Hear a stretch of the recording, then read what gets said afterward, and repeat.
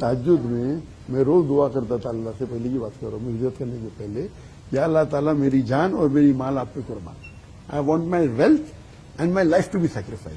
اور 2016 میں ہجرت کی تو آدھی دعا کمپلیٹ ہوئی، میری مال پورا چھوڑ لیا، میں ادھر ہجرت کر لیا، آدھی دعا کمپلیٹ ہو گئی. ابھی سیکنڈ ہاف کے لیے میں ابھی بھی دعا کرتا ہوں. بہت سے لوگ نے مجھ سے کہا کہ بہت سے میرے چاہنے والے، آپ پاکستان جا رہے، بہت خوشی ہو رہی لیکن آپ مت جائیے، کیوں؟ تو لوگوں نے کہا نہیں، جان کا خطرہ ہے. میں جانتا ہوں سچویشن پاکستان کی. میں نے کہا غلط ہے. بولا آپ اپنے طریقے سے صحیح ہے. ہم جب جاتے ہیں تو ہمیں احتیاط دینا چاہیے، اللہ پہ بھروسہ کرنا چاہیے.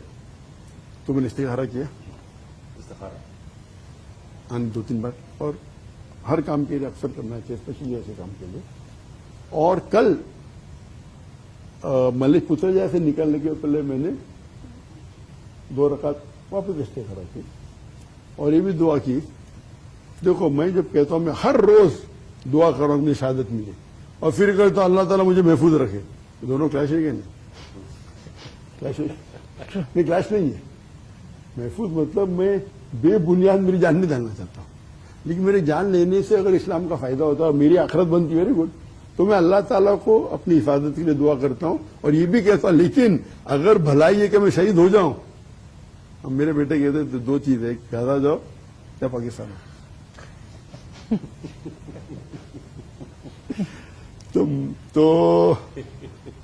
تو میں نے دعا کی اللہ سے کہ مجھے محفوظ رکھے، اور حفاظت کرنے والا وہ ہے. اور اگر میں شہادت کے لیے جو ہر رات تہجد میں دعا کرتا ہوں، آپ چاہتے پاکستان میں اور میرے آخرت بنتے تو اس سے اچھا میں دعا قبول ہی نہیں ہوگی. اور یہ مجھے یاد آتا ہے کہ حضرت عمر رضی اللہ عنہ وہ دعا کرتے تھے کہ مدینہ میں مروں اور شہادت ہو. یہ تو دونوں اپوزٹ ہے، مدینہ میں کہ مسلم تھے نا، تو شہادت کیسی ہوئی؟ مدینہ میں مروں اور بھی شہادت ہو. تو غیر مسلم سلیو نے ان کی قتل کیا. آپ سمجھے نا.